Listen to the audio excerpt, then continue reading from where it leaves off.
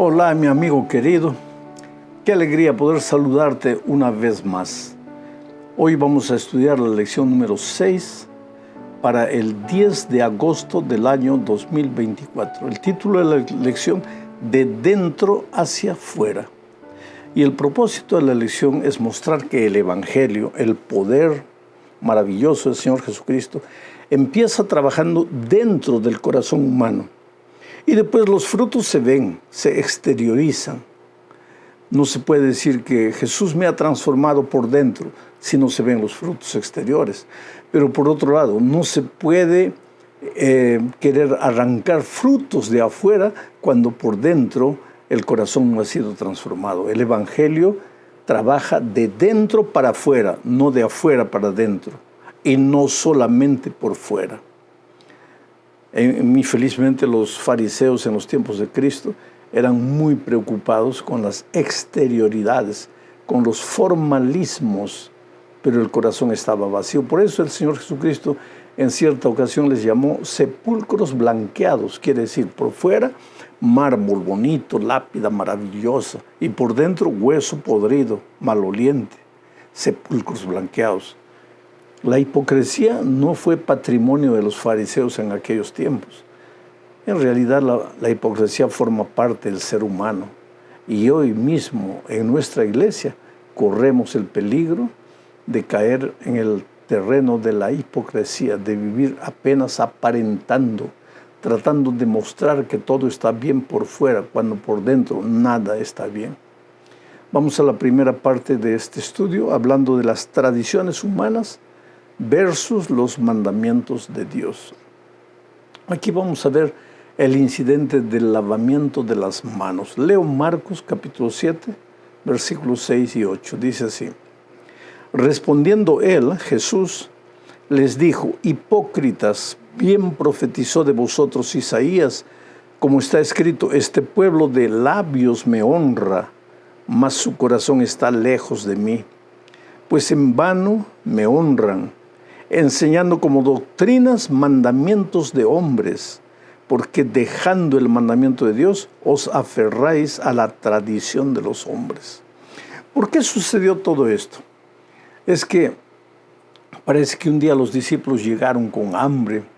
Ellos vivían cansados caminando. El Señor Jesucristo iba de un lado para otro, especialmente Marcos muestra al Señor Jesús trabajando, moviéndose de un lado para otro. En la lección anterior vimos que Jesús en el propio lago iba de una orilla para la otra orilla, para la otra orilla, y en todas las orillas había gente esperando, había gente enferma, y Jesús operando milagros.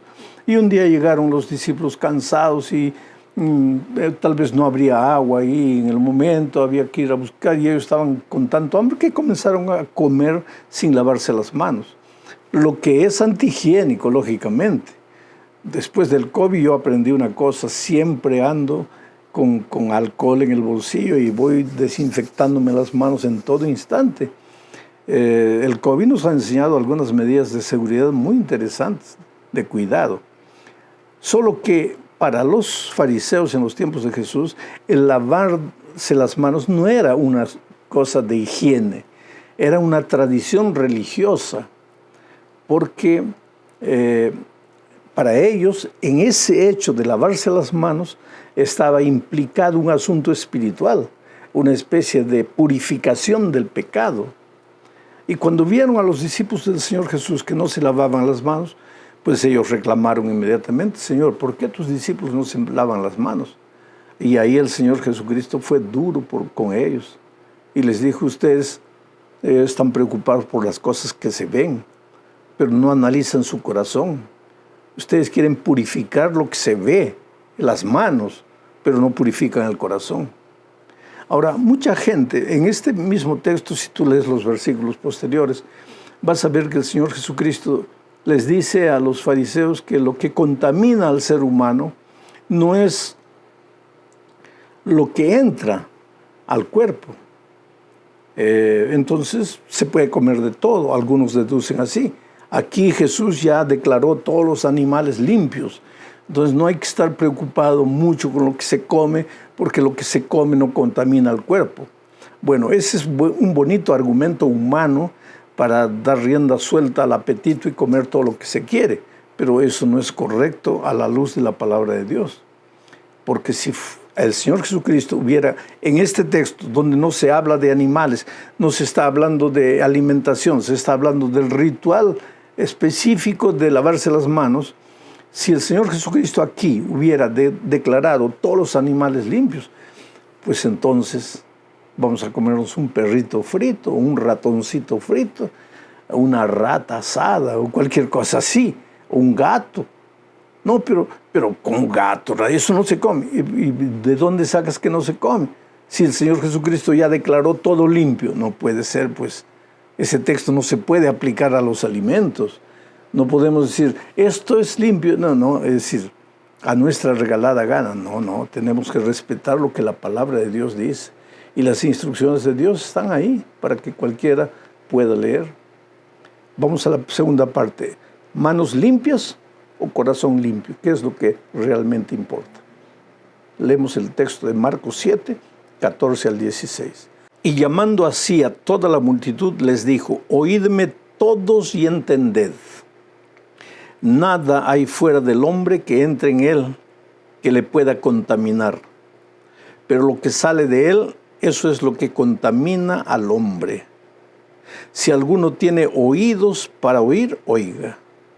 Es interesante que en este texto hay dos frases que me impresionan. Dice, llamando así a toda la multitud, les dijo, oídme todos y entended. ¿Por qué? Porque hay mucha gente que oye, pero no entiende. Oye, pero no entiende. Y después en la última parte, el versículo 16 dice, si alguno tiene oídos para oír, oiga. Porque algunos tienen oídos, pero no oyen. No reflexionan, no entienden. O porque no tienen capacidad de entender, pero yo creo que muchas veces porque no quieren entender, se van endureciendo contra el Espíritu Santo. El Espíritu Santo les habla. El Espíritu Santo enseña, es el maestro por excelencia.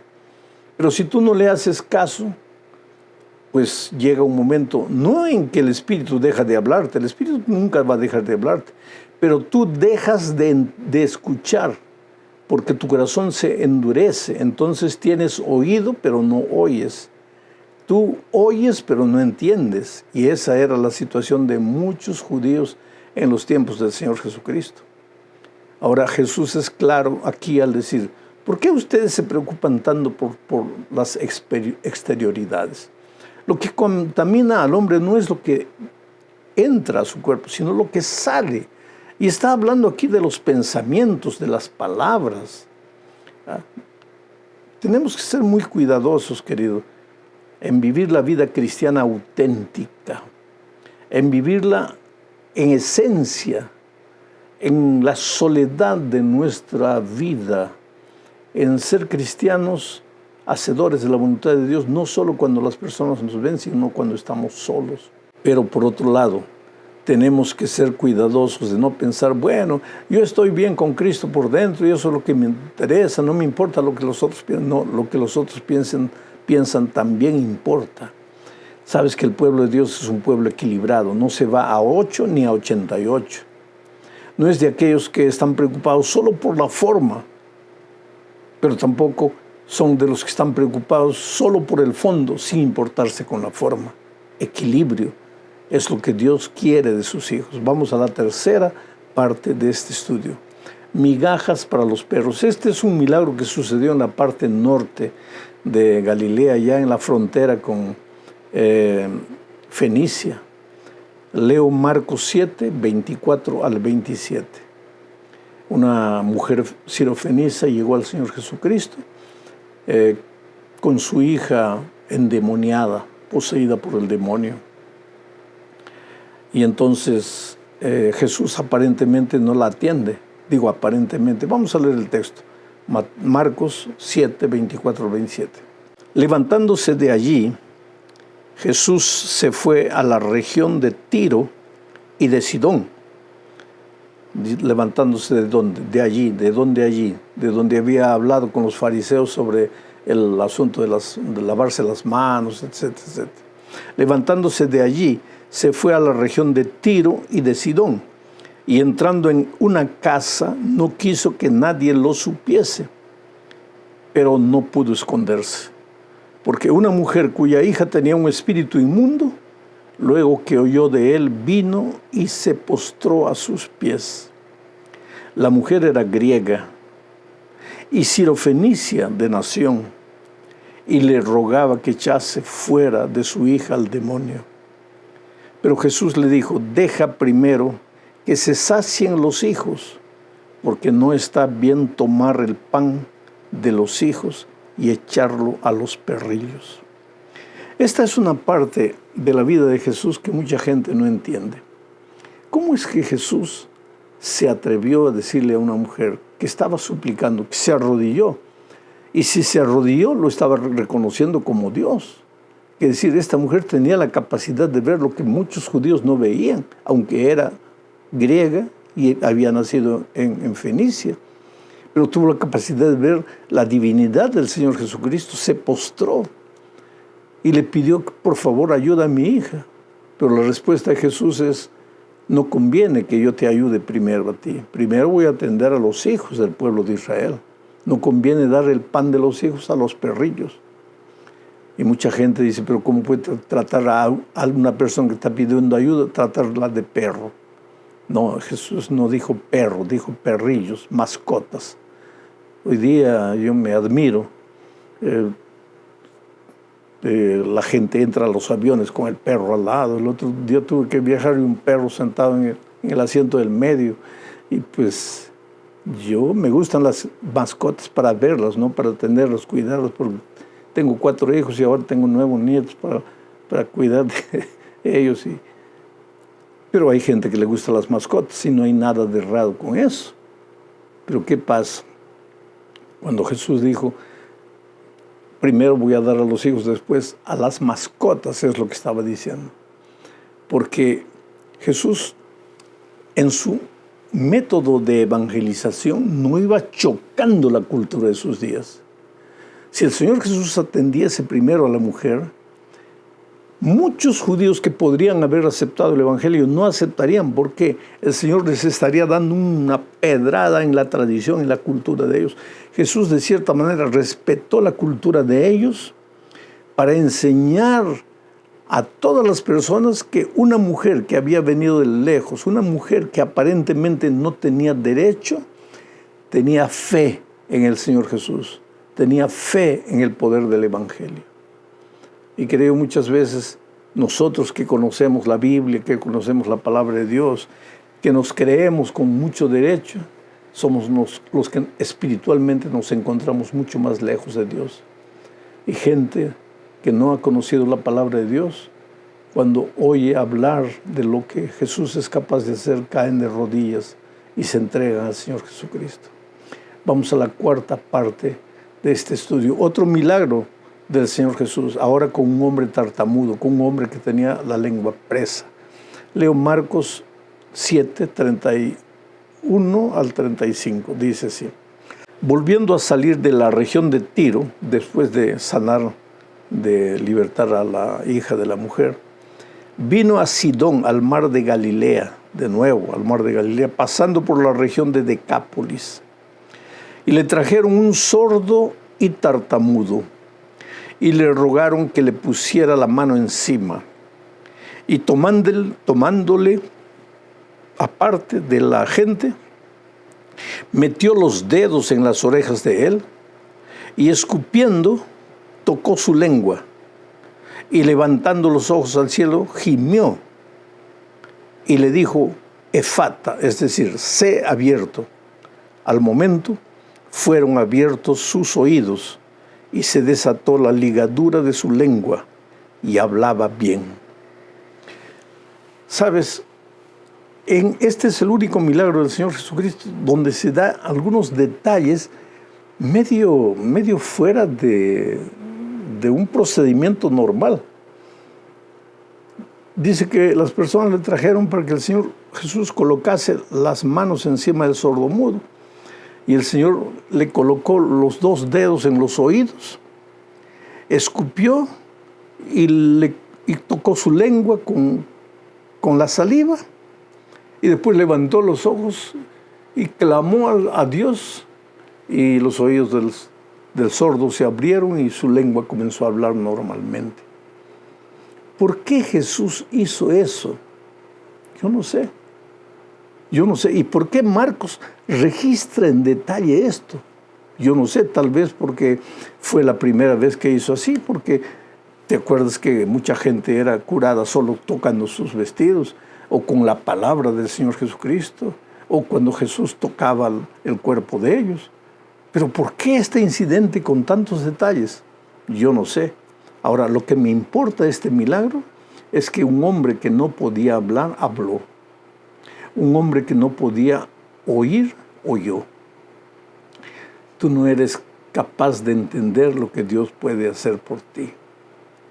Hoy día todos me ven predicando, hablando en muchos lugares, en muchos estadios, hablando en iglesias, hablando en la televisión, en el internet. Pero sabes que cuando yo era un jovencito, era tan tímido que me daba miedo hablar. Y una vez en un concurso de oratoria estaba inscrito, pero cuando llegó mi vez me congelé, no podía entrar. Y vino un profesor y me tocó el hombro y me dijo: Alejandro, ve. Pero era una voz, era una orden, al mismo tiempo era una palabra de ánimo. Era un discurso que ese maestro me dio como diciendo: hijo, ve en nombre de Dios, Dios va a hacer lo que tú no puedes hacer por ti. Y fui. Y desde ese día seguí yendo hasta hoy. Dios me abrió los labios y me dio la capacidad de predicar. Tú no eres capaz de imaginar a dónde Dios te puede llevar. ¿Cuántas veces encuentro jovencitos de 13, 14 años? A veces me miran con ilusión: pastor, ¿usted cree que yo seré un grande pastor, que voy a predicar también para multitudes? Claro que tú no tienes idea dónde Dios te puede llevar, pero coloca tu vida en las manos de Dios. Deja que Dios abra primero tus oídos para entender, ¿qué cosa? Su palabra. Y en segundo lugar, que el Señor toque tu lengua. ¿Para qué? Para que hables. ¿Y para qué todo? Para gloria de Dios, para gloria de su nombre. Dios es Dios que toma cosas pequeñas y las hace grandes. No dejes que la vida o que los compañeros hacen bullying contigo. No, porque tú nunca vas a dar resultado. No, tú no te preocupes con eso. Tú mira a Dios, clava tus ojos en los ojos de Dios y camina, y vas a ver las maravillas que van a suceder contigo. Vamos a la última parte de este estudio, hablando del cuidado con el pan en mal estado. Este incidente es interesante. Aquí se habla del reino de Dios, aunque tú no entiendas. Voy a leer Marcos 8, 11 al 13. Dice así: vinieron entonces los fariseos y comenzaron a discutir con él, pidiéndole señal del cielo para tentarle. Y gimiendo en su espíritu dijo Jesús, ¿no? ¿Por qué pide señal esta generación? De cierto os digo que no se dará señal a esta generación. Y dejándolos, volvió a entrar en la barca y se fue a la otra ribera. Interesante. Danos una señal para creer en ti. ¿Qué creer en ti? Ellos podrían tener 5,000 señales, no iban a creer en Jesús. Ellos no querían creer. Ellos tenían oídos, pero no para oír. Ellos oían, pero no entendían. Corazón duro. Habían pecado contra el Espíritu Santo. Por eso Jesús les dijo: ¿Qué señales voy a dar por ustedes? No, ustedes no necesitan señal. Y se fue a la otra orilla del río. Entonces sucede lo que tiene que ver con el reino de Dios.